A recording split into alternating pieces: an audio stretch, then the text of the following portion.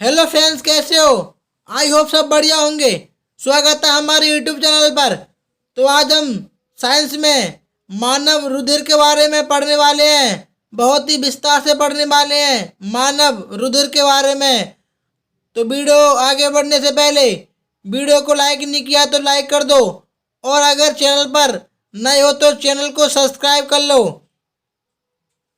आज का मोटिवेशन: आंसू ना होते तो आंखें इतनी खूबसूरत ना होती। आंसू ना होते तो आंखें इतनी खूबसूरत ना होती। दर्द ना होता तो खुशी की कीमत ना होती। अगर मिल जाता सब कुछ केवल चाहने से ही, तो दुनिया में ऊपर वाले की कोई ज़रूरत नहीं होती। वीडियो को आगे बढ़ाते हुए चलते हैं। वीडियो को आगे बढ़ाने से पहले वीडियो को लाइक नहीं किया है तो लाइक कर दो, और चैनल को सब्सक्राइब कर लो। मानव रुधिर देखते हैं। रक्त का अध्ययन हेमोटोपोलॉजी कहलाता है। रक्त का अध्ययन क्या कहलाता है? तो रक्त का अध्ययन हेमोटोपोलॉजी कहलाता है। रक्त का पीएच मान कितना होता है? 7.4 होता है। रक्त का लाल रंग हीमोग्लोबिन के कारण होता है। रक्त निर्माण की क्रिया हेमेटोपोसिस कहलाती है। रक्त निर्माण की क्रिया हेमेटोपोसिस कहलाती है। रक्त की मात्रा शरीर में कितनी होती है? तो रक्त की मात्रा 5 से 6 लीटर होती है। महिला में पुरुष की अपेक्षा आधा लीटर रक्त कम होता है। महिलाओं में पुरुष की अपेक्षा कितना लीटर रक्त कम होता है? तो याद रखना, महिलाओं में पुरुष की अपेक्षा आधा लीटर रक्त कम होता है।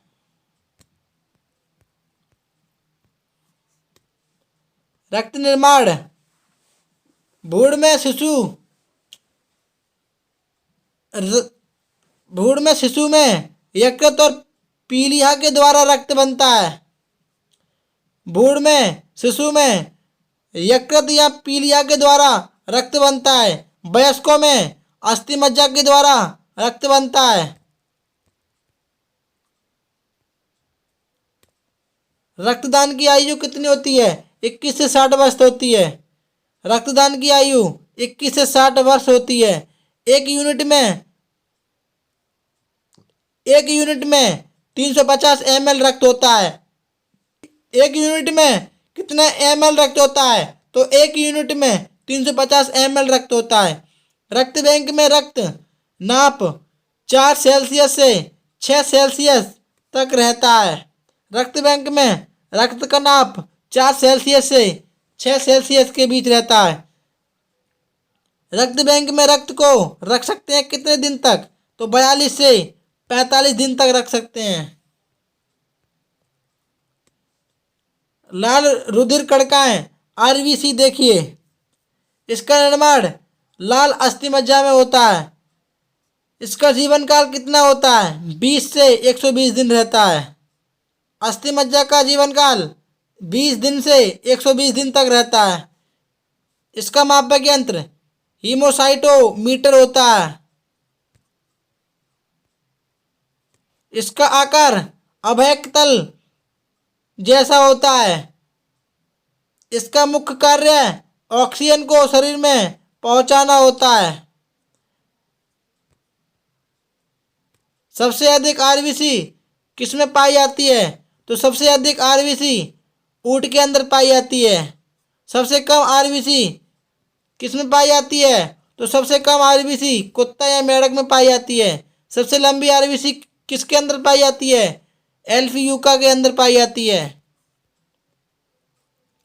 सबसे छोटी आरबीसी किसके अंदर पाई जाती है? तो कस्तूरी मृग के अंदर पाई जाती है सबसे छोटी आरबीसी। श्वेत रुधिर कणिकाएं देखते हैं अब। श्वेत रुधिर कणिकाएं, इसका निर्माण पीली अस्थि मज्जा में होता है। इसका निर्माण पीली अस्थि मज्जा में होता है। इसकी संख्या कितनी है? 500 से 9000 mm3 होती है। इसका जीवन काल 2 दिन से 4 दिन तक रहता है। इसकी कमी से रोग कौन सा होता है? ल्यूकोपीलिया होता है। ल्यूकोपीलिया किसकी कमी से होता है? तो ध्यान रखना, श्वेत रुधिर कणिकाओं की कमी से होता है।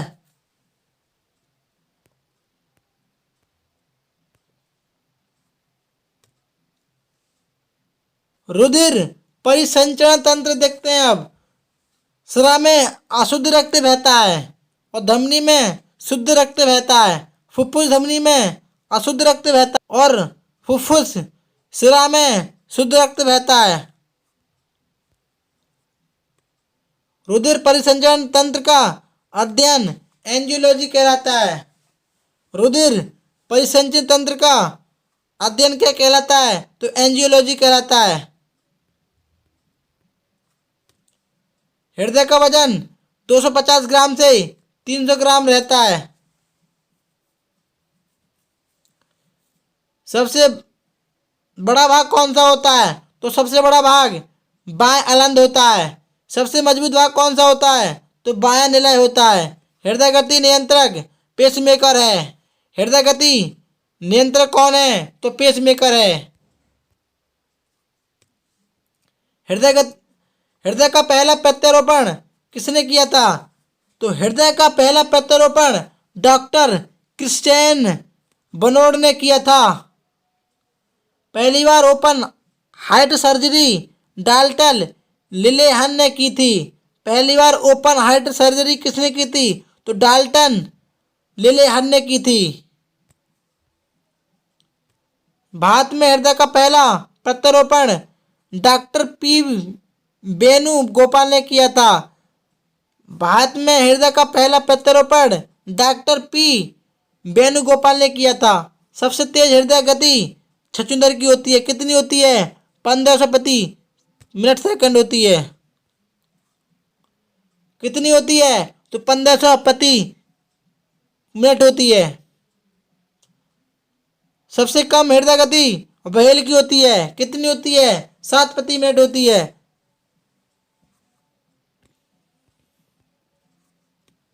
रक्तदाब देखते हैं अब। रक्त के परिसंचरण से हृदय की धमनियों पर पड़ने वाला दाब रक्तदाब किसे कहते हैं? रक्तदाब देखते हैं अब। रक्तदाब रक्त के परिसंचरण से हृदय की धमनियों पर पड़ने वाला दाब रक्तदाब कहलाता है। इसका मापन यंत्र स्फिग्नोमेनोमीटर होता है। पहली बार मापन घोड़े में किया था हेल्थ ने। पहली बार मापन घोड़े में किया था थेल्थ ने किया था। पसीना का पीएच मान 4.5 होता है। स्ट्रक्चर ऑफ किडनी को देखते हैं अब। इसकी 2 संख्याएं होती हैं। इसका आकार सेम या काजू के समान होता है। इसका वजन 140 ग्राम से 150 ग्राम तक होता है। गुर्दा में बनी पथरी कैल्शियम ऑक्सलेट की होती है। गुर्दा की इकाई नेफ्रॉन होती है। ताज़ा मूत्र में गंध किसके कारण आती है? तो यूरिन नोड के कारण आती है। ताज़ा मूत्र में गंध यूरिन नोड के कारण आती है। शौचालय में गंध किसके कारण आती है? तो शौचालय में गंध अमोनिया के कारण आती है। मूत्र का पीला रंग यूरोक्रोम के कारण होता है। अधिक मूत्र आना यूरेमिया का सबसे बड़ा कारण होता है। अधिक मूत्र आना यूरेमिया का कारण होता है। मूत्र के समय रक्त व जलन हीमोयूरिया के कारण होता है। 100 ml मूत्र में यूरिया 2 ग्राम होता है और 100 ml रक्त में यूरिया 30 ग्राम होता है। सबसे लंबी कोशिका न्यूरॉन की कोशिका होती है। 90 सेंटीमीटर से 100 सेंटीमीटर तक होती है। अब देखते हैं ब्रेन को। मस्तिष्क ब्रेन को देखते हैं अब। शरीर का सबसे जटिल भाग होता है मस्तिष्क। इसका वजन कितना होता है? मेल में 1450 ग्राम होता है और फीमेल में 1280 ग्राम होता है। इसका खोल आवरण किसका बना होता है? क्रेमियम का बना होता है। झिल्ली मेनिज की बनी होती है। चर्बी फैट कितनी होती है इसमें? 60% होती है।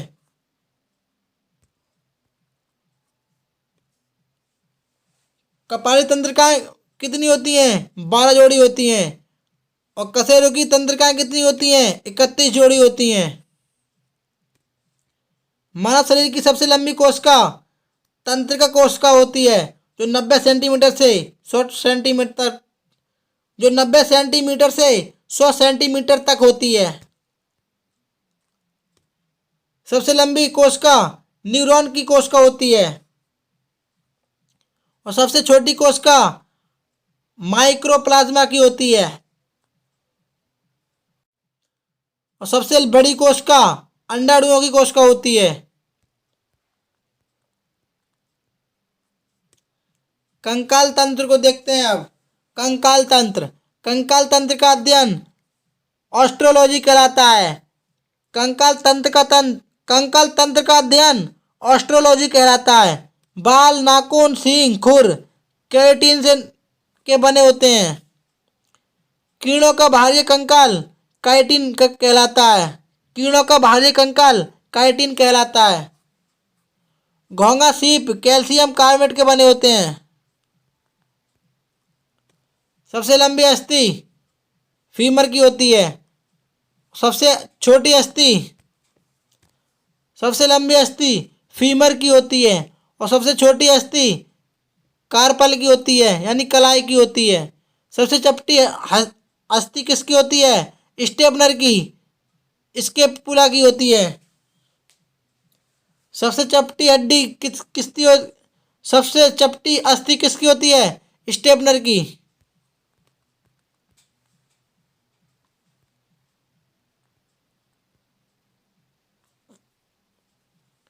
भ्रूण में शिशु की अस्थि कितनी होती हैं? 300 होती हैं। जन्म के बाद कितनी रह जाती हैं? 270 रह जाती हैं। बालक में हड्डी कितनी होती हैं? 213 हड्डी होती हैं। और वयस्कों में कितनी हड्डी होती हैं? 206 हड्डी होती हैं।